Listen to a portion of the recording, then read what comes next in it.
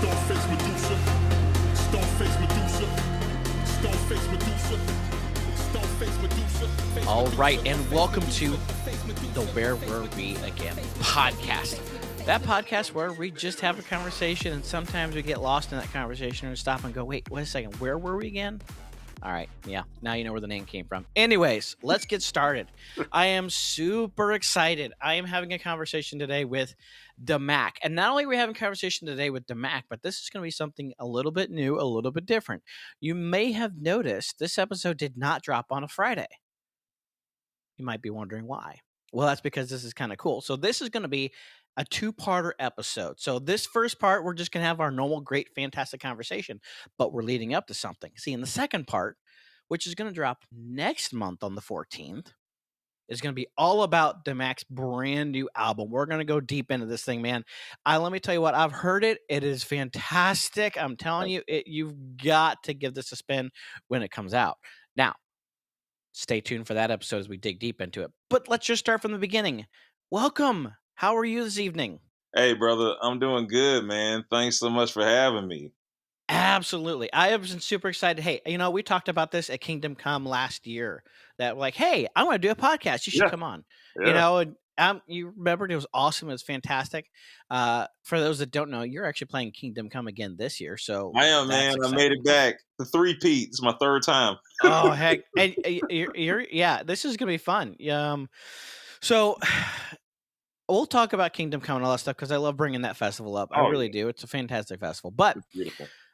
Let's get to know Damac a little bit. So I always love it. It's always fun. You never know. It's just always kind of cool to hear where this all begins. So where did you come from? Where did you begin? Right? Like, I like hearing about like how you started listening to music, not even like started playing or rapping or anything like that. Because by the way, you're the first rapper on the podcast. Oh man, cool, I'm honored. Right? Right? But more so even that is like, how did you just like start listening to music? What was the music you listened to? What did you grow up on? And usually that does tend to lead into how did you got started rapping, but let's start at the beginning. Let's go way back to the beginning. Yeah, I can think of two specific things, you know what I mean? So I remember like in like kindergarten, my dad was a musician and he would like do like small gigs and he played at his church. You know, like every church has like a person come and do like a song special type of thing. Oh yeah. Yeah, he was that guy, you know?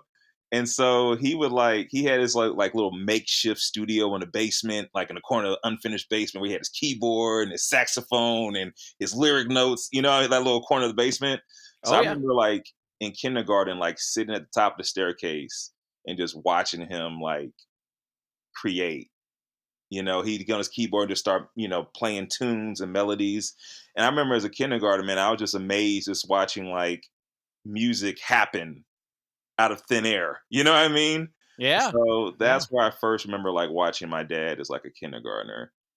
And the other memory comes, my mom used to drive us to school, and she would always play like Journey and Foreigner and The Police and Chicago. She was like really into that 80s rock, you know? Oh yeah. Yeah. So we used to bump like, some Phil Collins and Genesis and, all that back in the day. So that was probably my two introductions to music. Yeah. I mean, so like for those that don't know, I mean, you're from St. Louis, like me. Right. Mm-hmm. So that's kind of in your DNA, whether you want it to be or not. Like that classic 80s rock is just, right? It's part of this region. I don't know what it is, but it's just this area. So no, I totally get it. Right. Our first episode was with D Swan, right? And he's from this area, right? And that same thing came up again. It's like, yep, Journey and all, it's the same conversation. I mean, yeah. So because I totally feel that, man. Like, I grew up in church and I was a pastor's kid. So I totally know exactly where you're coming from on that, right? So man, so like, okay, so how did that lead into like, so you're listening to all those different things. There's something like how did that translate to rap? Man, that's an excellent question. So I think it translated to rap in two ways because my dad, he ended up actually leaving us when I was 9 years old. So I grew up kind of a single parent household. So it was my mom, my younger brother, and me, and we had to like move around a lot because we were broke. So hey, can we live with y'all for a while? Can we live with y'all for a while? So we moved with some of my cousins in the inner city when I was in like 5th grade. And my cousin, he was like 2 years older than me, so he was in middle school. And man, he would go to sleep every night listening to hip hop radio. And so like he had a bunk bed, so he was on the bottom bunk, I was on the top bunk, and I would fall asleep every night listening to like Ice Cube in the club, Tupac, One of Heaven's Got a Ghetto, Bone Thugs and Harmony, anything that was like popular, like in the late '90s hip hop. Like I fell Oh asleep yeah. listening to it. You know what I mean? So I woke up like knowing Ice Cube lyrics, and stuff like that. So I just kind of fell in love with hip hop, falling asleep to it every night, living with my cousin. You know what I mean? No, it makes perfect sense, right? You know, Yeah. no, that makes sense, right? Yeah. So how did you get into doing rap yourself then? Yes. Man, I like to tell this story because like my mom was like she was incredible, man. Especially when my dad left. She kind of became my mom and my dad. So my mom was like my first like ghostwriter. She wrote my first flows. Cause I was in 5th grade and I wanted to be in student council. And the rule at school was you had to give a speech in front of the whole school. So I remember going home and telling mom, I was like, Mom, I'm gonna run for student council and we gotta give a speech, but I want to do a rap and I don't know how to rap yet. So my mom wrote my rap for me. So I went to school the next day in front of the cafeterium and I did the rap. I remember it. Can I do it real quick? Yeah, go for it. Let's go. So yeah, so it went, my name is Michael and I'm here to say, vote for me and I'll make your day. A day full of spirit is what you'll see. Fun for you and fun for me. So before you vote, don't forget to say, Mike Lacoste for commissioner all the way. I remember I the whole love school it. was like, they lost their minds. I just remember in that moment thinking, wow, this is fun, like rapping and exciting people. I was like, this is a lot of fun. So I think that's the moment I was like, I want to be a rapper. You know what I mean? I love it. Yeah. Oh, that is a fantastic story. So how did you twist faith into that then? Right? Yeah. So did Yeah. that start that way or is that something that kind of evolved as you went through life? It's definitely something that evolved through life. I didn't grow up in church. My mom, like I said, grew up in a single parent household. My mom was always a person of faith. Like she loved her some Jesus, but she had to work a lot supporting 2 kids on her own. So Sure. like church wasn't really like a priority at the house. So I never went. I always believed in God, but growing up, I just didn't go to church. But Right. I got to college. I went to University of Missouri, Columbia, and living in the dorms. My dorm advisor, he was the one who witnessed to me and shared the gospel to me. And from there, he started inviting me to Bible study. He started inviting me to church. He started inviting me to campus ministry. So when I started going to a campus ministry, that's where I got, introduced to, contemporary worship and, church service like that. And I used to like rap for fun and stuff, just for friends. And they were like, "Hey man, do you think you can like write a rap to one of our worship songs?" And I was like, I think I could do it. Yeah, I'll give it a shot. So the song was like, this is like 2007. So this is that era. And the song was Blessed Be the Name of the Lord. You remember that? Blessed Oh be the yeah. name of the Lord. So like I wrote a verse to that. And once again, I saw how like one, it connected with like students. And I saw how like excited people got. And I was like, oh, okay, this is kind of fun. So my first Christian rap song was to Blessed Be the Name of the Lord. Oh 2007. wow. Yeah. Wow. And that Yeah. was like and that's when like Christian rap was starting to really like Christian rap's been around forever and had some Right. great like influence and things, but that's when it really started to take hold, Yeah. right? Yeah. 2005, 6, 7, like Yeah. that's when like the Reach Records thing started to really Right. blow up, right? Right. And I feel like this, right? So like I feel like Reach Records was kind of like the big like pushing that into the forefront in the public of Christian music, right? Because Oh, for I mean, sure. again,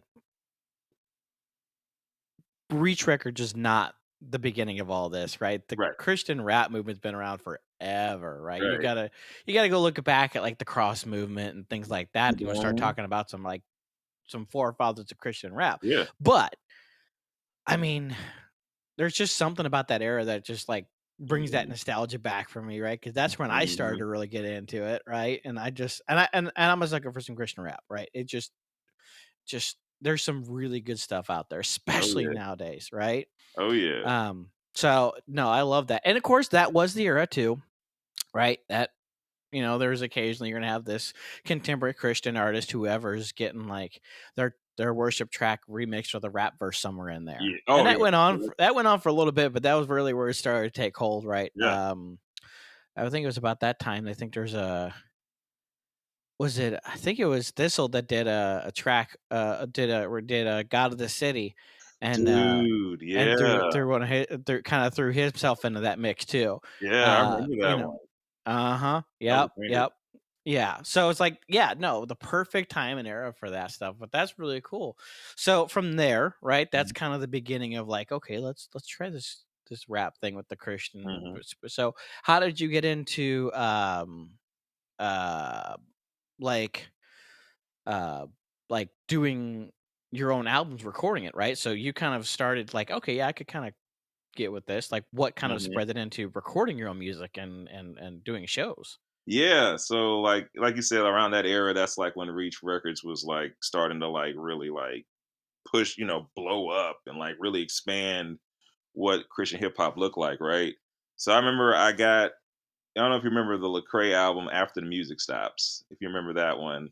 I remember someone gave it to me on a burned CD, and that was like the first ever Christian hip hop I'd ever heard in my life. That's when I had, Hmm. Jesus music on and stuff like that. Oh gosh, yeah. So yeah, so I'm 20, it's 2007, new to faith, wrote my first Christian rap on a worship song. And I remember listening to this Lecrae CD on a burn CD. And I just remember thinking, man, like, I want to try that myself. I want to try and make some music, some Christian hip hop for the Lord, man. So I remember that summer 2007, I went home to St. Louis and I was working a job, working the 9 to 5, 40 hours a week. I remember like I would take like every check and like go to like this 70-year-old man who had his own studio in a basement and try and make, music. And it sounded terrible. It was terrible. It was so bad, but like it's all I had, and I was excited, and I just really wanted to do it, man. So I remember that was the first time, summer 2007, my first time like actually like recording music for the first time ever, making songs for the first time ever, and yeah, it sounded really bad. I remember I called it. I didn't have a name, so I was going by Big Mike, and I called it "On My Way to Church," and it should have been "On the Way to the Trash Can" because it was not very good. Oh man. Yeah. But yeah, I mean, I tell you what, I mean, like I already said it, but man, but this new stuff is just fantastic. You've been doing Oh, some thanks, really brother. great music, and period. But like, Yeah. you're on a no level. So like, okay, so you're going to the studio for the first time, right? Like, Mhm. um, is there like anything you're like looking to? I know you mentioned coming some of that Reach record, like the after the music stops on the Cray. Is Mhm. that like kind of like where you're kind of pulling inspiration from, things like that? Like, um, Yeah. It was interesting because like I was like new to faith. So prior to that, I grew up listening to like, a lot of secular hip hop, right? So like definitely in that first year, 2007, it was like this battle of like, yo, I'm trying to change my perspective. I'm trying to speak life and, fill my temple with things that are uplifting, But at the same time, like I still love me some secular hip hop, you know what I mean? So like I was really heavy on like Kanye in 2007. I remember I was big on Kanye in '07 and guys like that because that whole movement was doing their own thing too. So I was listening to like a lot of like CHH and still like a lot of like, so I was kind of inspired by both worlds at the sure. time. You know what I mean? I think that's and I'll pause on that for a second because I think Yeah. that's kind of it's something that's just especially prevalent now. Right. I think it was starting to take hold then, but I think especially now, like uh, the Christian hip hop world was really taking cues from the secular side, Yeah. and Yeah. like that's when the Christian hip hop world suddenly started to kind of not only catch up to the current influences of the secular world, Right. but then started to surpass it. And I think that's where Yeah. we are today, is that we're now the Christian hip hop world is more setting the trends in some Yeah. cases. Pretty cool. So Yeah. I thought that's kind of an interesting little bit to kind of point out, because I feel like that again, that era is where it kind of started. And so I think Mhm. that's kind of interesting. You're doing the same thing. Is like, well, let me kind of pull from both, right? Mhm. Because there's, and that's something I've talked about before. Like, listen, I'm not one of those guys that say you have to listen to Christian music Mhm. only, right? You judge what's right for your own heart, right? That's Yeah. between you and God, right? But there's good music out there that doesn't have to necessarily be talking about Jesus every 20 Mhm. seconds. Yeah. So, Yeah, right? right, right, right. JPMs are not everything, right? Right, right. Yeah, that's a good Jesus per minutes if you don't know the old joke. But I mean, point. I am a huge supporter of Christian music, right? That's Oh, what yeah. this is about. Yeah, But man. all music is good music, right? Like we've talked about that before. Like there are a lot of great bands that are Mhm. they're Christians that are in the band, but they're not really seeking out to put out Christian music. They're putting out art, Right, and I love that. That's right. great. Go enjoy that. Go listen to it. Oh, yeah. But and I love that. Let's get some influences, right? Like kind of spread that through. But so you're kind of getting influenced by some of Mhm. those things. And so how do you so this is kind of a conversation I haven't had a chance to kind of go down the road of yet because I haven't had rappers on yet. Yeah. So like, well, what makes rapping so much fun is like you get the rapper who's doing like the lyrics and lyricists and things like that. Some do their own beats and some don't, right? Mhm. So let's talk about some beats a little bit, right? So Mhm. is that something that you're doing yourself? Is it something you kind of work with somebody else on? And what's your preference? Like was there a specific like type of beat that you're like, I love more of the trap stuff, or are you more kind Yeah. of like, what's your interest there? Like, what do you like? Man, you asked some really good questions. I don't know if you know that or not, but you asked like some really like for real. Like I'm like, dude, you're crushing on the questions, man. I can't make a beat to save my life. Oh, I good. can't. Neither can I. You remember Fruity Loops? Like I tried to make beats on the Fruity Loops program, and it was like, nah, Yeah. this ain't it. This ain't it. But I've always loved musical composition and stuff like that. That's always like one thing that stands out to me on projects is like the journey the music takes you on. So like Hmm. I've always like whenever I reach out to producers, like I always have like an idea in my head, you know what I mean? Sure. And so, especially like these last few projects, I've worked with one specific producer, and like there's beats that he creates, on his own. And I'm like, yo, I want to try like a bluegrass hip hop track. Like, let's try that. And I want like a shell. I want a banjo solo in there or a harmonica solo in there, and he'll like build it. I've really gotten into EDM, so like, and he's an EDM DJ, so like any of the EDM tracks I have on my last few projects are beats that he built himself. So I'll throw ideas out there, but I definitely also have to like reach out to producers that can actually like bring it into fruition because I do not possess those skills to save my life. As far as like preference, live man, like I love doing EDM beats live. That's my favorite type of like beat to do live because it just has that build. You know what I mean? Hmm. That and then that drop comes in, dude. Uh-huh. You know what I'm Yeah. talking about? So like, Oh, I know exactly. Yep. Yep. you know. So I love doing Oh man. EDM. Yep. No, I love it. Absolutely. Yeah. So like for me, like when I lived to hip hop, like so for me, it started Lecrae, right? Like Oh yeah. my first Man. exposure to hip hop was like Lecrae and like I mean real hip hop, right? Yeah. We talked a little bit like my first exposure to Christian music, like that wasn't contemporary, was like DC Talk and stuff. Oh And yeah. I'm not when I talk about DC Talk, and I said this before, but I'm not talking like Jesus Freak DC Talk. No, no, no. Early 1990 DC Oh Talk, wow. It's a rap hip hop throwback. DC Talk, right? Now that's up good and fine. It's absolutely rap, right? Yeah. Because it was 1990. It Wow. was because it was back in like it was DC Talk on the One Way Crew, right? It was Yeah. that early, right? But Woo. however, I didn't learn what a real beat was until I started getting a Lecrae and all of Oh that yeah. because all of a sudden, like, you're getting some of those 1980s like drum machine type beats Yeah, off of DC man. Talk. Now we're talking some serious beats. Like after the music stops, Mhm. Crazy. man, Crazy. it, all you're thinking, oh, man, riding with my top down, listening Listen to to the this Jesus Jesus music. You're like, music. oh, okay. Oh, and then because that's when I'm like, okay, Lecrae, this guy's great, Yeah. right? Yeah. Well, then you listen to that song. Next thing I'm like, who's this Triple E guy? Oh yeah. Yeah.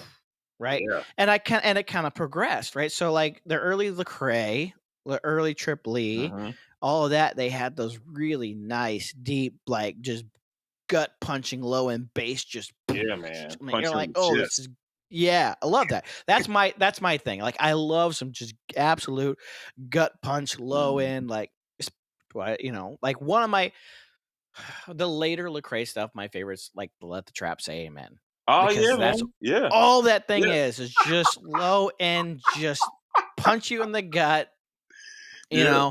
and Yeah. plus is really kind of crazy, right? Because that's when he, like he Lecrae's kind of was always a across the divide kind of guy, Mhm. right? He's doing stuff with like, well, look at Church Close, Yeah. right? Yeah. Don Cannon and all like Yeah. he had B.O.B. on one of his tracks, Yeah. right? Like, Yeah. so it's like he's crossing those lines and stuff. So that was really kind of cool. And like that's what the entire Let the Trap Say Amen album was, Right. a Right. great bridge divide, which is cool. But That is cool. as time kind of goes on and stuff, Lecrae doesn't really hit as hard on the low end stuff. Like his Yeah. music is fantastic. It's good. Right. Right. KB is where it's at. KB, man, You dude. put on Glory, his tracks glory. and I can't turn it up too loud because my speakers can't handle it. Oh, Yeah, but man. no. So, Yeah. but that's my particular taste, right? I love the low end stuff, right? Oh yeah. And honestly, I mean, I think it's a big flavor like some of the St. Louis style, right? Oh, for You sure. know, For and sure. and I'll tell you what, I think it's kind of interesting. Like I can kind of hear some of that like St. Louis style kind of rap flavors coming out in some of your stuff sometimes Oh, too, dope. Dope. right? Yeah. I love it. It's because you can sometimes you can almost tell what area somebody came from Mm-hmm. based on the way they sound on their tracks.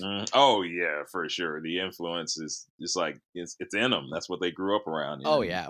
So, but Yeah. no, so that's kind of fantastic. So EDM's kind of a fun little thing for live, right? Because it Oh makes some yeah, high energy stuff. for Let's sure. talk about shows, right? So let's have some fun. Yeah.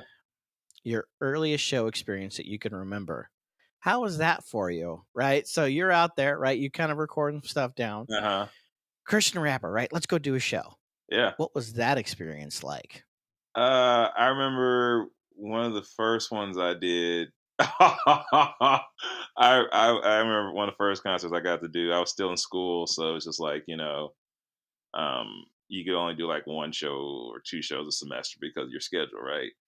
So I got booked during Christmas break of '07 to do a concert in Bevier, Missouri, which is like a town of Oh like yeah. 100 people. You know what I mean? And If if that, that. right? And so it was at the high school. And like I said, I'm new to this. So I don't know how it works. I don't own anything. I don't have a microphone or a sound system, just the car I came in and a box of CDs. And I get there and I'm like, okay, where do I perform? And they took me to the cafeteria and they put a boom box on the table. I was like, okay, can you perform to this? And I was like, sure. So I remember doing one of my first concerts was in a cafeteria of Bevier High School of like 10 kids, no microphone, rapping over my CD over a boombox. And it is echoing like Yep, yep, crazy. yep. Yep. Oh, I can just picture it. I Yeah. can just picture So it. that was legendary. Yeah. Oh, I love Yeah. it. Yeah, good time. What's one of so let's keep going on. So like Mhm. what was one of your favorite show experiences, right? Because at this point you've done quite a few shows, you've Yeah. gotten quite a few unique experiences. Yeah. What's one of your favorite show experiences? Man, I don't want to get too long winded, but one always comes to No mind. such thing. We're on a podcast. That's what we're here for. Let's All have right, this dope. conversation. No, I appreciate you, man. This is a whole vibe here, man. This feels like I'm just hanging out, like this is a vibe. That's what we're about. Like I we're just love here it, to have a man. conversation. You guys just listening in. You're just listening to me and Damac here have a conversation. That's it. I want to hear one of your favorite show moments too, because you've been to a lot of concerts, Sure. But one that always comes to mind, man, it was back in 2011, and I got booked to do this concert in this town called Humboldt, Tennessee, very small town. And I remember like it's a small town, and so there were people and a couple people in the church that weren't thrilled about a rapper coming. You know what I mean? Coming to their church to do a concert. So Sure. anyway, they booked me and they set up a stage in the parking lot. And their church was on the main street, so you kind of like everybody drove down Main Street. You know what I'm saying? So they set this concert out in the parking lot, this stage, and I get up there and I'm doing my concert, man. And the kids are excited, you know what I mean? And some of the adults weren't thrilled to have me there. So I even saw one sitting down with his hands crossed, just mad to be there. Anyway, so towards the end of every concert, I always like share a testimony or share a message and present the gospel. So man, I kid you not, bro. I'm doing my concert and like cars were like stopping and like, stopping and just watching the show from their cars across the street. So Sure. I started sharing the gospel, man. I said, if anybody wants to receive Jesus, please come down to the stage, come down to the altar, man. And I kid you not, man, people were getting out of their cars and coming to the altar, bro. And one woman who was like drunk, like drunk out of her mind, like she stumbled to the altar, bro. And so like church people are like seeing what's happening and they start coming down and like praying over people and praying with people, man. And it was like just this powerful moment to just God, you know what I mean? And I was just like, Yeah. that was one of those moments where I was like, man, this is what I want to do for the rest of my life. You know what I mean? So Oh yeah. I'll probably always remember that night. Yeah. Always. No, I mean that's always the best stuff, right? Yeah. Because I and we'll talk about that too a little bit, right? Like Yeah. ministry, I think, is a big part of this stuff, right? And Yeah. and you always do a great job of that. Oh, I've thanks, seen man. you several times now, and it always shows. So I guess that's the question I could kind of lead into, right? Is like, how does ministry play into your shows, right? Because Yeah. some people, like, we're talking about that. I mentioned that, right? Is like some artists, they're Christians, Hmm. but they're there to make art, and that Yeah. is perfectly acceptable. There's nothing wrong with that. You don't have to Yeah. do ministry through your music. You can do Yeah. ministry in other ways. Just you Absolutely. doing art and being a Christian at that is a way to do ministry. But sometimes you're there for spreading the word, right? So Yeah. where does that sit with your performances, with your live music and stuff? How do you sit with that, right? Is that something you seek out? Is that something you're actively working for? And then how do you keep that focus if that is something you're doing? Yeah. Yeah. So my name is an acronym, like DAMAC. It stands for Deeply Anointed Music About Christ. So it's an acronym. And so, man, like it's funny because you touched on two things that are like super important to me. Like you, like I love music, man. Like I love listening to film scores, man. Like I love listening to all types of music. I love seeing all types of music live, man. Like I kid you not, like performances when I'm at some performances live, it brings me to tears. Like listening to some songs live, it brings me to tears. Like you said, music. Some people do music just for the art aspect of it. They like to create art because music is art, man. So like Yeah. there's that side of me, man, that just loves to create and like from like I said, from an early age watching my dad create music, man, it's always been like a joy and like a passion just to create. And I always want to do it to the best of my ability, man. So like any of these songs I do make, I'm always striving to make higher quality or better produced music. That's why I work with the producer I work with these last couple of years. I'm always trying to like expand myself or stretch myself or try new things. So there's just always just a music aspect of it where I just want to make the best music I can make and make the best art I can make as a person. The performance aspect of it, like I grew up in theater. I did theater in college and in my senior high school. So I just love performing. You know what I mean? So there's that aspect of it. I just love the performance art of things. I love being on stage and creating an experience that one, I like to connect people at performances. So I like doing crowd participation, I like interacting. So I like creating like this environment where everyone feels a part of it. You know what I mean? So we're all Oh yeah. jumping together, we're all dancing together, we're all sweating together. I like the performance aspect of it. So I love the performance art, I love making art. And then there's that third part of it, which is I feel like the most important is why I'm doing it, is like I love Jesus and accepting Jesus changed my life. So like I want to use this art and this performance art to magnify the name of Jesus. So like it's just like it's kind of like all three in one with me. You know what I mean? Like Oh yeah, you know what I'm absolutely. saying? It's kind of like all three in one. No, for sure. And that's Yeah. absolutely amazing, and that's absolutely necessary, right? You have to have some of that, right? Yeah. There's got to be those guys out there like, let's show our life change through our music. Yeah. Let's do it through art and all that. Yeah. So that's fantastic. I love I love that is a passion for you, and like I said, it shows in your performances, Oh, right? thanks, man. I've seen you Bro. several times, right? And I've seen you in all kinds of different situations, right? I've seen you play at noon at a festival in the middle of in the middle of fields in Indiana. Yeah. And guess what? You still bring that energy and Oh, passion and get everybody excited, and you thanks, can man. still share your message through that. I for me, I think that's always my best, like my favorite litmus test of like, if somebody's really good at crowd engagement, Yeah. you want to find out how good they are, put them on a stage Yeah. at a festival at noon. And let's see how well they do. And 100-degree weather with the sun beaming.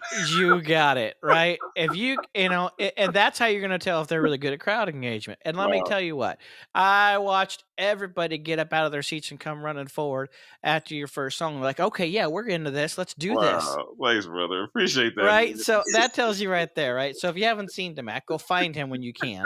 Look, if he doesn't come anywhere near you, go do the smart thing and drive to Kingdom Come, because Yes. at least you're going to also see some other great artists as well. Yes. But you know what? Go find him, and if you can, and go see a show. It's great. It's fantastic. Even if hip hop's not your thing, it's amazing. Thanks, brother. But no, I love that, and it shows. So obviously you've gotten to do a lot of cool experiences with shows and things. Oh, hold on. You asked me a question. Yes. Let's not you mess asked me that one up. of my favorite shows. I asked you, like, what's been one of your favorite shows, experiences? That is a terribly challenging question, especially because I'm a spectator, right? I am not a performer. This is the most performance you're ever going to see from me, is doing these interviews. All right, just saying. Yeah. But from a spectator's perspective, I'll tackle this in two realms. Just my overall favorite picture, but I'll do my first, like my favorite like experience, like in a hip hop type situation. Yeah. And it was hilarious. Like it was nothing. Like it was an amazing show. It was just absolutely, like, it stands in my brain. I will never forget the show. It was that good. Oh, wow. But it was also one of those places maybe I should or should not have been. Okay. So I talk about like my favorite stuff and like whatever, but there was more artists here than I can remember off the top of my head. But I can tell you the three that I just looked up to confirm. At least I knew there was three. And talking about a classic St. Louis type show, this is what it was. So it was Lecrae, Legend. Thizzle, Legend. and Jason. Oh, dude. Triple right. threat. Now I know there was more. What was that? What was his name? Oh, they had Flame? local guy. Local Flame wasn't at that one. That was there was another one like that. It was the Blackout tour that came out through there too. But hold on. I want to find it because he had crazy lineup though, man. DJ Chosen Boy was running the show. Oh, Chosen everybody Boy. Except yeah, Chosen Boy was running everything except for Lecrae. Okay. I think Lecrae brought his own in. I think it was after it wasn't official because it was too late for that. But so here's what it is, right? So it's Lecrae, it's Thizzle, it's Jason. You got Chosen Boy on the tables. Like it was just nuts. But it was at the Ambassador on Halls Ferry. Yeah. Now, if you're from St. Louis, you know there's a huge difference between Halls Ferry and New Halls Ferry. There is a huge difference in those things. Now, here I am. It was 2013. I'm what? 18, 20, something like that? No, I was 13. I was right about 2021. Wow. And here I am in my 2005 Trailblazer, and I'm excited to go to this rap show. I'm bumping the loudest Lecrae I can, driving down Halls Ferry, heading to the Ambassador. Dude. Maybe I shouldn't have been doing it. I don't really know. But I tell you what, that was one of my favorite shows. I get in this place. Amazing. And the Ambassador, I don't know. I've only seen the two shows there. I saw that one in the Blackout tour, the Blackout Circle, whatever he was calling it, that tour Flame was. But and there was probably 500-600 people in this concrete box of a room. Wow. Which good Lord, it sounded amazing. I don't know Yeah. what they did in that thing, but it sounded amazing. Wow. They knew it was a rap show. They knew how to make it right. Right. Like the subs are on point. Like it kicked. That's I'm in the good. back of the room and I'm just watching, right? Me and Mary Nickel had a conversation when I did her interview, and she had mentioned, it's like, when you go to a show, just sometimes just go stand in the back. Huh. And just take in not only the performer on the stage, but just the energy and the feeling of the crowd. Yeah. And that's exactly what I did there. I'm standing in the back of this room at this hip hop show, and the entire crowd, and I mean all of them. And this is just a flat room. There's no elevate. It's just a big old flat room on a slab, right? And they're just bouncing the whole room, shouting every lyric. Like, it was intense. It was awesome. You could feel the energy. Everybody knew every word. I knew a lot of the words. I was surprised, and it was awesome. Yeah, And it was crazy. Like, you're feeling the entire room bounce with the movement of the crowd. Oh man. Right. You get that at some like arena shows and things like that. But this is just a flat square box. And it was awesome. And that just sticks in my brain, right? I got a picture of myself on my Facebook page standing next to Thizzle, and dude was like down to earth and just legit. Everybody was so nice. It was a great show.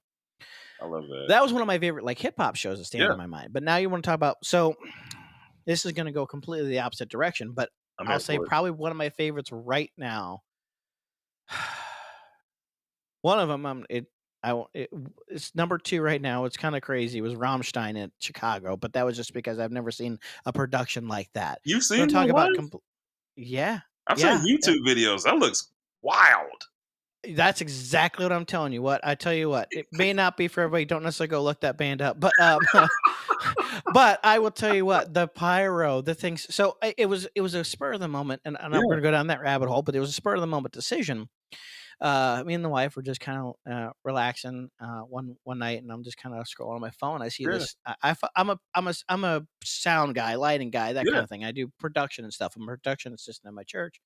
I run all the production teams and all that, and so I love following all that stuff. And there's this time lapse video floating around, and it was a time lapse of them setting up their show at one of their American dates, and it's like they're talking about all the different things that's going on. Set up all this time lapsing. It took them 6 days to set up this show and this stadium. 6 days, 96 tractor trailers, and 7 jumbo jets. And then they show this little clip of the actual set, and I'm like, "What is this?" And I showed the wife, and she's like, "Ooh, I kind of wow." We're like, "Well, when are they playing?" And we look it up. They're playing in Chicago the very next weekend. Wow. So we went. I will tell you what, it was nuts. I mean, absolutely just insane. So that was kind of a cool experience, but it kind of sits. The only reason it sits so high, really, it was cool. I didn't understand anything they're saying because it's all in German, but it was one of the best productions I had seen, except for it's number 2. Right behind 21 Pilots, which for me, that year was great because that was the weekend of shows, because I went from, or the week of shows, excuse me. I went from Rammstein that Saturday, got home Monday night, literally got home, changed clothes, left, and went straight to Shinedown. This was Shinedown and Jelly Roll, I think. Oh, get out, man. Right. And it was just that. But my number 1 was the 7 days after Rammstein. It was 21 Pilots. Which album? This was right after their Scaled and Icy album. Okay, it was the tour for that release. But what made that it's a combination of 21 Pilots and again, one of my other litmus tests. Right. I say, well, hey, how good are you at crowd engagement? Put you in front of a crowd at noon on a festival stage. Number 2. And this really applies to guys that are just like a 1 or 2 people on a stage. Yeah. If you're 1 or 2 people on a stage, how well can you own the stage as a whole and engage that way, especially in a bigger situation? Yeah. Clubs, small little venues, some festival stages makes perfect sense. You can handle that. Right. Take 2 guys, put them in an arena with 22,000 people. Jeez, man. How well are you going to be able to engage and translate that to that size? Yeah. They have always blown me away on that. Wow. right? And like Wow. the production that they do and the things they pull off and all of their, because they tell story, they tell a story through their music, more ways than one, right? Like metaphorically, lyrically, everything, like in many ways, which is another thing I love about them, is they tell stories in Yeah. everything, but they're telling a story visually with their music, and they're just like, they make you feel like they're right here up with you in an Wow. arena, and it's just two guys. How Wow. does two guys do that? So Right. I think that's what always will, they make it so hard to beat, because you could be a 5-piece and have a hard time Right. bringing that experience in an arena. They're Yeah. a 2-piece and can do that. Dude, I've Love heard it. they're incredible live. Dude. Yeah. That just sounds That's a band I will always recommend go see. It's always family friendly, and it's always Oh, one of the cool. most fantastic shows, right? And their music is always going to be one of those things that, like, there's something in it for Right. everyone, because they're genre crossers. They Yeah. will cross all of it. They've got EDM influences, hip hop Yeah. influences, pop. There's a little bit of everything. Sometimes, I mean, quite literally, they Yeah. don't really fit a genre because of that. Yeah. So there you go. That's long, windy road down the road, but that's my answer to that question. That was a beautiful answer. Like so well, like the way you navigated it. It's beautiful. Well, it's because there's no easy answer to the question. That's the problem. Right. Yeah. Wow. So yeah, okay. So you've got to play Kingdom Come now a Mhm. couple times, and it's Mhm. getting to be this thing where now I'm bringing on just Kingdom Come guests at this point, because everybody I've had on this podcast, except for save one or two, has performed at Kingdom Come. Really? And there's one artist that hadn't, but is going to this year. Oh, cool. We're talking about, my episode with Jamie. He hadn't played a Kingdom Come, but guess what they just announced? Wow. 13 Minutes is playing Kingdom Come. That's awesome. So it's like, it's kind of funny how that's working out, but I think it kind of makes something stand out to me a little bit, and I see this sometimes, but the Christian music has always been kind of a small world. Music Mhm. as a general, from an artist's perspective, can be a small world, but the Christian Yeah. music world even more so. Oh, yeah. And so it tends to be a bit more of a community, and things like that, for whether it be from the artist's perspective or from the listener's perspective, right? Mhm. You see groups of listeners coming together and connecting over that music, and connecting across the country because of that music, right? You see Yeah. that Christian music a lot. I would say more so than other things. But I think Kingdom Come does that a little bit differently. It's like, it's such an amazing thing. Like when you pull up to that festival, Right. you feel like you just walked into a family you've been a part of forever, and you've never been there. Yeah. Yeah. Right? Like that's the thing I've experienced, and this will be my 4th year in a row going. Oh, awesome. Right? And Awesome.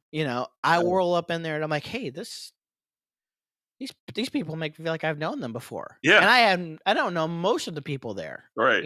Especially the first year. I knew a name or two from the different things I've worked with online, because I've been doing Christian music type adjacent things for, well, heck, about 2009. I think I looked up the other day. Wow. 2009. And that's a whole long story in of itself, but Yeah. so it's kind of cool to see that. But like, what is your experience kind of rolling up into something like that? Like, what is that like for you? Just to feel that experience when you walk in. Yeah, man. I think you nailed it on the head, bro. There's just some places you go to, and like I'm not trying to sound like trendy, like the youths, but it's a vibe, man. When you get there, you just feel it when you get there. And like I had that feeling with a Christian festival called X Fest. It's on the West Coast. Yeah. There was a festival back in the day called Cornerstone. That kind of had that feeling, and I feel that at Kingdom Come Festival, man. Like it's just like, it's not like, how do you explain it? I don't know. You ever been like some places and it's like, snooty pooty and uppity, and everyone's yeah. kind of like, you know what I'm saying? Kingdom Come has the exact opposite vibe of that. You know what I'm saying? Like everybody's like, hey, what's up? How you doing? People are just kicking it. There's people in the mosh pit, or just people around together. It's just like this, like it's high energy, But like in between sets, it's just like this laid back. Everybody's cool. Everybody's chilling. It's just a real cool environment to be a part of, man. So Oh, absolutely. you know what I'm talking about? No, absolutely, Yeah. I trust me, I really do, right? Because it's, and I'll tell you, I think Kingdom Come even stands apart from the rest of them, just because, like, and I don't think it's necessarily anything that like they do on purpose. It's just the community that they foster by Yeah. being who they are, right? Because when I Right. walk up in there, it's just somebody will look over and just having a Yeah. conversation about whatever's happening, Yeah. and next thing you know, I ran into somebody at at a show for Project 86 Oh, dude, in legends. Nashville, Tennessee, that I hadn't seen since Kingdom Come 2 years ago, and it was like, click, "Oh, man, how you doing?" It's just like, you see him once staying in front of a stage in one of the shows Yeah. at Kingdom Come, and then they hang out with you for the whole weekend, and Yeah. now it's like, you're like, Right. "Hey, I haven't seen," so it's Right. it's just like, it's different, but, so it's really kind of a cool thing. So now I had another question come into my head as I was kinda talking about Mhm. that, like, festivals are great because you get to play with all kinds of people, Mhm. and especially festivals like that. The Christian festivals do this a lot more than others, I feel like, sometimes, because mainstream festivals tend to stick to a specific spread of genre, Right. right? Right. You're going to get your rock festivals, Incarnation, and Right. things like Louder Than Life, and things. They Right. focus on the rock stuff, and then you get the Lollapaloozas, Right. the things like that. They're kind of in a specific realm of artists, but yet Mhm. Christian music festivals kind of don't. Mhm. And that's where you're gonna see a rap artist right up against a metal band and all Yeah. kinds of things, right? And So food festivals, safety. you get to play with a lot of bands, but Right. I want to broaden this out outside of just the festival Uh-huh. conversation. But I want to ask this question: you played plenty of shows, Mhm. so who is the most favorite person you've played a show with? Whether you open for them, they open for you, doesn't matter genre, right? Because like I said, festivals can break that mold quite quick, or maybe Yeah. it's another rap artist. Like, what was your favorite? Like, oh, dude, this guy, woo. Man, dude, that's such a dude, you have some good questions, man. Can I split it into two Yes. categories? Hey, I totally did. You're fair to do Okay. so too. All right, cuz all right. I would say as far as like other like indie artists like sharing the stage with and like doing like numerous shows with and like getting to be with them on stage and off stage is like people and musicians. Sure. Um one artist, her name is Jackie Butler. She's actually huge on TikTok. Like she was one of the people that blew up on TikTok and stuff. She is by far like one of the most talented people I've ever like watched, like show to show, like crush every stage she's a part of, and then like off stage, like any person that comes up to her, because she was like she has like a huge like influence on like youth and like especially like young girls, and like I watched her show after show, like girls like flocking up to her because like they've been inspired by her, and she'll spend time with every single person that wants to talk to her, every person that wants to picture. She's that type of person. So I was always just Love that. blown away by her. I toured with a band way back in the day by the name of My Heart to Fear.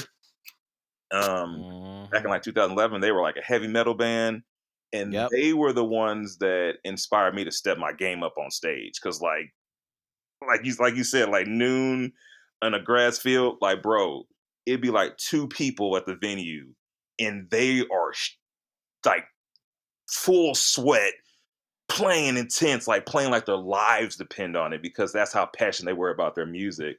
And that inspired me, bro. I was like, I gotta step my game up. I love You that. know what I Yeah. mean? So I say those two as far as like fellow indie artists, grinding it out, as far as like opening for people, um, I would say some of the most down to earth people who I ever opened for. I opened for a 7 Day Slumber on 3 different occasions. And man, like, they've been in the industry for a long time. They're on Winter Jam right now. They do huge shows, you know what I mean? But Oh like yeah. interacting with them like off stage, man, they were for real some of those down to earth, like kind people I've ever like opened for. Like they were like, hey, you can use our equipment, you can use our sound system. Joseph, after like one of my performances, to like pull me aside and like encourage me, just like, hey man, like I love what you're doing. So like they were like legit some of the most like kindest people I've ever opened for. Um, let's see, opened for a lot of people over the years. Trying to think, Family Force 5, man. They were I opened for them Ooh. once, man, and they were just one. Their shows are insane. But Yep. two, like they were just super nice, man. Like they were eating dinner, and it's like, yo, you want to come eat with us? So like they let me come sit with them and let me ask some questions, and they were just super kind people. So that always goes far with me, man. Like the people that have like made that like mainstream or big influence, like it's cool to see them crush it on stage, but like when they're like super kind people off stage, that always speaks a lot to me. You know what I mean? So Oh gosh, yeah. I mean, that's huge, right? And right, and that's something like I'm always really intense on is like I want to focus on, and it's hard. yeah, It's hard for me to do because you just don't know. right, But I do my best when I do these interviews and I bring on guests, right? I yeah, want to make sure that I'm bringing on somebody that they're living what they're saying. They yeah, don't have to necessarily, like I said, they don't necessarily have to be doing the JPMs, right? We don't need to be worried about any of that. right, right, But right, I want to make sure that you are doing what you say you are. You're not fronting. right, You're you're truly a great you're living that, right? right. So I think that's always great. I love that. Those are the great stories you love to hear, right? Can I flip that Which question on you? yeah. What about you then? So like clarify a little bit, right? So I didn't play music, like so what like So, whether it's in your profession of like fellow podcasts or a production like mm, photography, or just like artists that you've like um, interacted with or done events with, you don't have to, like excluding anyone you're talking to right now. Like, what about you? oh yeah, okay. Yeah, I'll give you one for each. You mentioned two, right? yeah, You mentioned like the podcasting interview, that kind of stuff. So I'll go with I'll answer one for that, and yeah. then I'll go for the photography side too. Um, let's see. So like you talk about like it's just so hard. Um, like I've had so many great conversations, and there's so many great people to work with. Like I think I'll go with the podcast side first because Okay. I think I'll actually reference one of my more recent ones. The episode I did 2 episodes or well, a couple episodes ago now. It's kind of hard. How it's so Yeah, many going on, yeah, for sure. but the episode I did with Mary Nickel, that Mm, conversation was just insane. wow, Um, great conversation, great person, and it just blows me away that everything she has gone through wow, is still standing tall and just pushing forward and wow, doing great things. And I'll tell you what, everything that you heard, it's legit, right? Like wow, even to this day, like she's helping me bring on new people to this podcast. Like she's been, she saw what I was doing. She's like, I love this. Let's do more. Let me help you. Right. She's wow. been through so much. And not only is she doing great things and some of the stuff she's doing, she wants to help others do their thing as well. That's And awesome. that just, but like the conversation was so good. Like just it was great, and Yeah, I've had so many, it's so hard to choose, but that's just the one that stands out in my mind the most, just because it was just a crazy, like, whirlwind of a conversation, right? wow. And then, the photography side, it's so hard because there's been so many fun shoot like, just different bands I've shot, it's a fun thing to do Yeah, anyways, because you get to see so many cool things, and then you get to kinda know some of the other people you're shooting with as they're out there in the front too. yeah. But I'll tell you what, I will say Zana is one of my favorites to shoot. Oh, dude, Um, she's epic. that artist and that band, like they're always just so high energy and Yeah, really good with the expressions and things. It makes it fun to shoot. And usually, like so far, I've had great luck with the lighting with their with their sets have just been perfect. It makes some really great shots. Um, but the one I think I love to shoot the most is Brutality. oh, dude, yeah, Dude, dude. I'm telling you, like it's the hair, I, man. It's the I just about hair. to say Like that. their expressions and the hair. Like some of my favorite shots have come from just like, oh, just Bryson Reese, man. Oh Yeah, gosh, those that hair is guys. glorious. Now we're having an episode coming out with them soon, Oh, so pay sick, attention man. for that. It might have already come out by the time this episode comes out. I'm not sure yet. It's still it's coming soon, and it was a fantastic conversation. But like, they're one of my favorites to shoot just because of that reason, right? Yeah. Because again, it always comes back to the live performance. The better the live performance, Right. the more fun it is to attend, to shoot, to Yeah. whatever. So, but no, this is going to be one of my favorite episodes too, because like it's just a fun conversation, and it's like this is it, right? This is what this podcast is. Oh, Let's dude. turn on a mic, Yeah. and just actually have a conversation. Right. You guys get to hear me, just get to know Mike a little bit, right? Yeah. Which is kind of fun. But I'm having a blast. oh my gosh, you travel a lot, so I love asking this question because you Mhm. never know where this is going to end up. Yeah. What is like when you're out anywhere around the country, Mhm. like, because I know I've got my places, but like if you're out on the road and you're going through whatever region, you're like, oh my gosh, we are in this part of the country. I have to stop here. Okay. What is that like? I have to stop here place. All right. I'm gonna ask you what yours is too, because you travel too, brother. I unfortunately, like, I base my life around food. Yep, So my that'll weight be my goes like answer. up and down because like I love me some food, brother.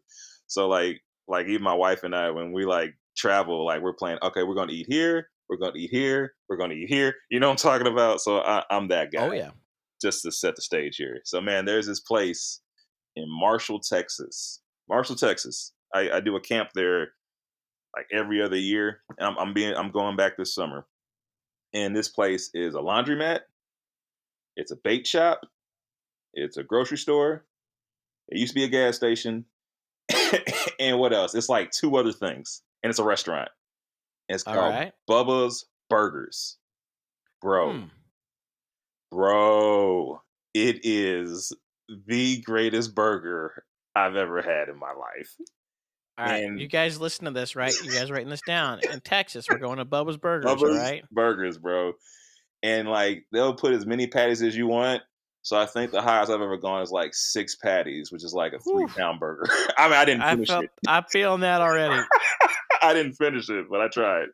That might So- be the Taco Bell talking. Anyways,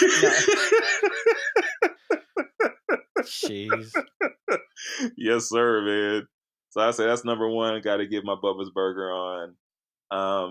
One thing I like about traveling, man, is like, doing shows over the years, man. Like you make a lot of friends. Like you and me, man, we met at KCF and we're like homies. You know what I mean? So Oh, yeah. I've met a lot of people over the years. So there's a family there in Humboldt, Tennessee that I talked about earlier. The actual like pastor of the church is Pastor Mark Hodge and his wife, Miss Charity Hodge. Man, anytime I'm nearby, man, like Mrs. Hodge, I call her Mrs. First Lady. She makes the best chocolate chip pancakes I've ever experienced in my life. You like some pancakes? Yes, sir. Brother, come to Humboldt with me. I will take you to the greatest chocolate chip pancakes you will ever experience. I'm up for a drive. All right. So yeah, I say those probably my two foodies right there. What about you? Okay. All right. So I've said this one before, but I'm telling you, as we're saying again, because it's that good. Now I've added a second one as of late, but number one, hands down, and I tell you what, this is a Kingdom Come like extra thing for me too, because anytime I go to Kingdom Come, I will drive past Kokomo, Greenstown, whatever. I'll drive past that to get there. Now there's plenty of them. It's a chain, Okay. but it's Taco John's. Ooh, yes. That's what I'm saying. Now, Yes. if you know what I'm knowing, Yes. you know that Taco Bell doesn't even like stand up anywhere No. near Taco John's. It's not a competition. Get yourself not even close. You get some potato olays with that. Oh, with the tots. so good. Oh, so good. Taco John's tots, man. Yeah. Yeah. There's one. Don't have in the that area. It's about 20 minutes past Kokomo. Okay. Yep. Make it happen. It's one of my favorite ones too. Like that one's like, I guess it was relatively newer. So like, but it never done me wrong there. Yeah, man. Taco John slaps, bro. That's good stuff. But I had a second one as of late. Still, it still doesn't quite take number one, but was down in Nashville, like I said recently for a Project 86 show. Ooh, legends. And I was recommended this place in downtown, because I get smart about this. I started texting people I know that live around Nashville. I said, "All right, I have no idea, never been in the city. Where do I eat?" one of the top name 4 places I ate, 3 of the Mhm. 4, they were all great, but the one of the 4, it says bar taco. And I said, "You gotta have some bar taco." Huh. I had it 3 times that weekend. I was only there for 3 days.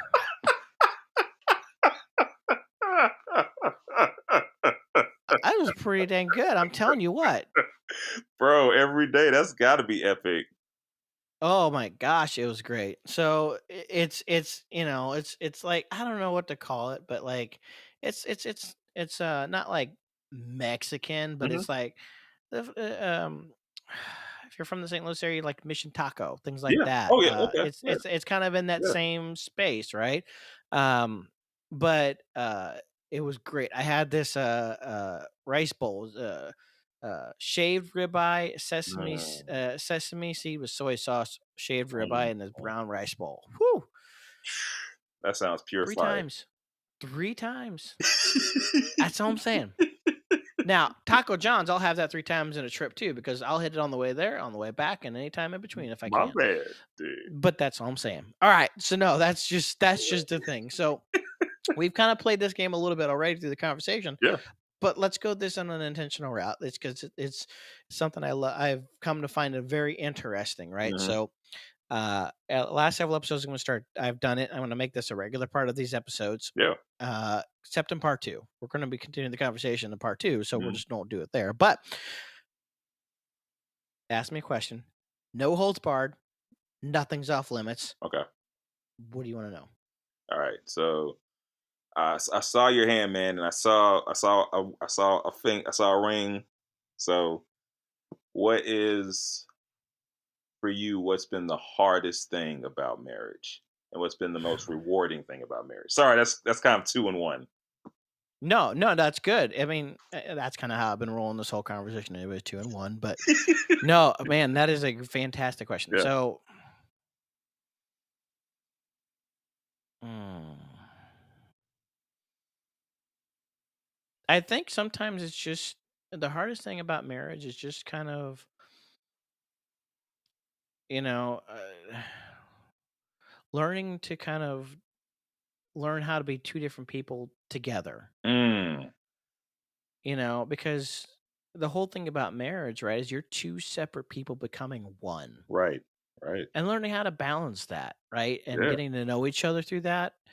But I think that answers the second part of that too, though. It's also the most rewarding part. Wow. It's a challenge. It's hard to manage sometimes, right? Because you're not the same person. Yeah. You're not going to like the same things, want to do the same things, or that kind of thing. And learning how to manage those balances. Right. Sometimes it causes some uh, tension, right? You might Yeah. have some of them bad moments you got to work through, Big time. but you end up coming around back the next day and working through that and becoming stronger because of it. And that's kind of the reporting part of that, right? Wow. Growing through some of those things. Um, Wow. you actually, and I'm gonna turn it back to you a little bit on that, but Mm, like, we'll talk more about this in part 2. But you yeah. just dropped a single Yeah. that Yeah. kind of hits on those points really well. Oh, thanks, brother. Yeah. But yeah, so no, that's a man. See, this is why I love asking that question. You got so many good questions that come every time somebody gives me those. Yeah. I Man, love your answer phew, though, man. That was well, that was good, man. what's your answer? I'll So as throw it back right on you far now. as the hardest and most rewarding part of marriage, Yeah, yeah, man. So we just celebrated 3 years of marriage last week. Yeah, congratulations. thanks, man. So we just hit 3 years, man. And man, like the hardest thing has been it's like you said, it's like two people being themselves and also being one. So man, like the hardest part, man, is like for me is like you you know how like in your friend circles, in your work circles, in your church circles, you can present, not saying being fake, but you can present your best side of yourself, your best version of yourself. You know what I mean? Because you're only around these people, your work people 40 hours a week, church people a couple, one Sunday or a Wednesday a week, your friends occasionally, you know what I'm saying?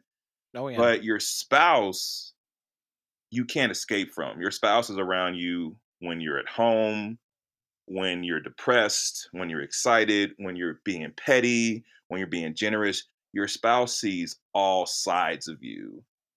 you can't hide from your spouse. You know what I mean? And and with that, the hardest thing is you have to face a lot of things that you don't like about yourself. You can like I can hide this side of me with friends, but like your wife sees all of you. And you have to face that. So like man, having to face like the hardest part for me has been like realizing like, man, I'm way more selfish than I thought I was. I have way more tunnel vision than I realized. And that's been True. hard, like, because like these things, these shortcomings, these hangups, these grips that I haven't been facing is affecting my wife and affecting my marriage. So like the hardest thing is like having to face those things. But it's also rewarding because the more I work through these things, the more I work through past traumas that I haven't worked through, the more I try to improve as an individual, and the more she improves as an individual, it makes us stronger when we come together. We start communicating better, we see each other, we you know what I mean? You know what I mean? We gel better. So Oh like yeah. it's like you're doing the dirty work on yourself is hard, but it's rewarding when you all become a stronger team, a stronger unit together. So I don't know. I kind of rambled there. I don't know if that makes No, sense. no, no. That makes perfect sense, Yeah. right? So, I mean, I'll attest to that, right? Like, I'm come June, right? That'll be 8 years Oh for us wow! together, Congratulations, married, brother. right? So that means that we've been together 8.5 years. Yeah. Uh, maybe more than that. It was no, I mean, yeah, something like that. Yeah, because June will be 2016. Yeah, Wow. 24, yeah, 8 years, right? So, Congrats, brother. yeah, I totally get it, right? To this day, I still learn, like, I have to still learn that lesson of how to, like, not think about just myself in the situation. I Yeah. tend to, it's hard to kind of remember that Yeah. sometimes. So, no, I totally get it. But again, I'll tell you what, while you guys are waiting for this amazing album to drop next month, go Thanks, listen to the brother. latest single, The Queen, Thanks, brother. right? I Yeah. think you totally nailed these concepts in that, right? You kind of talk about all that. It's a nice slow jam too, by the Thanks, way. man. Appreciate it, brother. Thank you. So no, see, and that's a fantastic question. Um, so this is part one, Mhm. right? This has been fun. We're having a great conversation, just kind of getting to know the Mac, Mhm. right? Um, we're gonna shift gears here in the next month as you go to drop a brand new album. On album release day, we're dropping part two, That's and what I'm we're gonna talking dig deep about. into that episode, right? I We're gonna can't, dig all the way in. I want to dude. talk about every little aspect of this. I can't wait. Great concept. Love it. Thanks, We're brother. going to talk about it. So, I appreciate you coming and joining the episode and Yeah, taking all man. that. I don't want to, take up too much more of your time, but I want to ask this question. I ask it every time, and Yeah. it's always that important, Yeah. right? It's always been just truly the heart of everything. And I feel like it always kind of truly shows the heart of the person we're having a conversation with. Yeah. And that question is just this: if this is the last thing you could possibly say, anybody listening right now, what is that message you just have to absolutely get across to them right now? Like, I have nothing left I can say. This is what you need to know. Absolutely. Can I give some context to it before I give it? Because it's No, really please cliche, go ahead. but I want to give context to it. Floor is Um, yours. so one excellent question. For real, brother, like this has been dope. What you're doing, man, is awesome. Seriously. Thank you. This is awesome. But before I give that advice, what I'm gonna say is just some quick context. Is like I'm 100% independent artist. That means no major label, no backing, nothing. You know what I'm saying? Just a guy with the resources that everybody else has to try and like present art. In the past week, man, I've been rejected. I've gotten rejections from just this week alone. I've got rejections from 5 or 6 festivals. I've been blown off by several people that said they were interested in booking, and then when I follow up, just blow me off. Um, I get on Spotify, and there's a lot of times I get on Spotify and it says there's 0 people listening to you right now. Um, I do a post that I'm really passionate about, and it gets 2 likes, you know what I'm saying? So what I'm trying to say is, I like, hear it. anybody that's out, I get emotional about it, but like anybody out there that's like just has something in their heart that they want to do, whether that's music, art, do a business, you have a dream, whatever.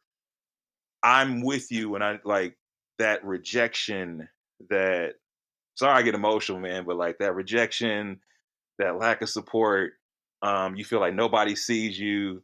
You feel like you ain't going nowhere, man. Like, don't give up, man. If that's your passion, if that's what brings you joy, if that's what gives you purpose, it doesn't matter if one person is going to come to your show or 10,000. It doesn't matter if you sell one album or a million. It doesn't matter if one person listens to your song or you get a million streams. Like, none of that matters, man. Like, stay, if that's what gives you joy, if that's what gives you purpose, if that's what you want to share with the world, don't give up.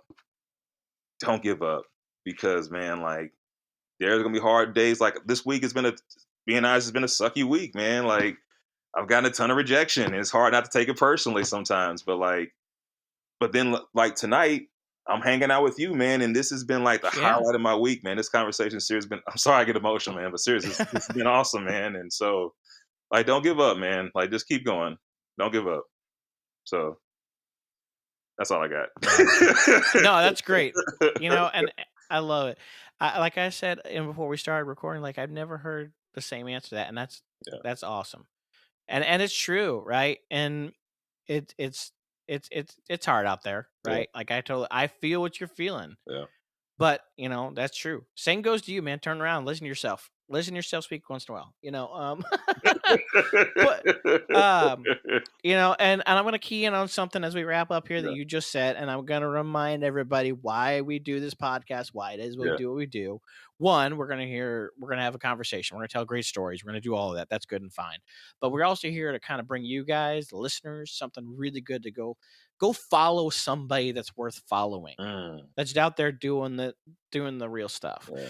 Whether it's music, Christian music, or whatever it is, whether it's just great art, doesn't matter. Go follow what they're doing. In this case, go follow Damac. Support what he's doing. Thanks, brother. And we've talked about it so many times, and it still holds true. And this is just what you said highlights that so well. Is the smallest thing that you can do makes the biggest difference. Right. Literally going to just listen to Damac's works on Spotify is a game changer. Going and commenting on the Facebook post, liking it. Just the smallest little thing that takes no time makes the biggest difference. Yeah. Go and support these people, right? These guys are legit. Everybody I've had on these podcasts, every single one has something to support, and they're doing it, the amazing things. Doesn't cost you a dime to do it. And they put out great stuff, whether it's a great place to follow for music news, great art, great photos, music. Go follow it. Go do it, right? Damac, where do we do that for you? Oh, hey, brother. Yeah, I have a website. It's I am Damac, DAMAC.com. And that's it has my music. It'll take you straight to, Spotify from there. It has my music videos. It'll take you straight to YouTube from there. I have an online store, like he said, like supporting us. Independent artists. So I got a online store if you want to buy stuff. And other than that, the social media, man, it's just at Damac, DAMAC, music, MUZIK. That's TikTok, Facebook, Instagram, all the places where the socials are. So yeah, man, that's pretty much where I am. And I love y'all support, for real. Go hit this guy up, go follow him, go make it happen. Go do it so you can be watching for the next brand new album coming out. Yeah, man. What's the name of that album? It's dedicated to my late mother, man. It's called For Mama Mac. Okay, so go follow this guy. One, follow us on Facebook. Where were we again? Media. We're on Facebook. We're on Instagram. Go follow us because we're going to be posting about these episodes. We're going to be posting about all this cool stuff that's going on. Great way to follow us and keep up on when we're going to release a new episode, first and foremost. Secondly, go follow Damac. Go watch or when this new album drops. And then when it does drop, go listen to it. Then come back here and listen to part 2 and you'll learn about all the details of that album. Yes, sir. All right, folks. That's all we've got. Thank you, Damac, for coming to join us this evening on part 1 of a part 2. And Thank you to D Swan for providing this fantastic outro music that you heard also at the intro. Haters, thank you everybody and have a great evening. Stone face Medusa. Stone face Medusa. Stone face Medusa. Stone face Medusa. Face Medusa. Face Medusa. Face Medusa. Face Medusa. Face Medusa. Face Medusa. Face Medusa.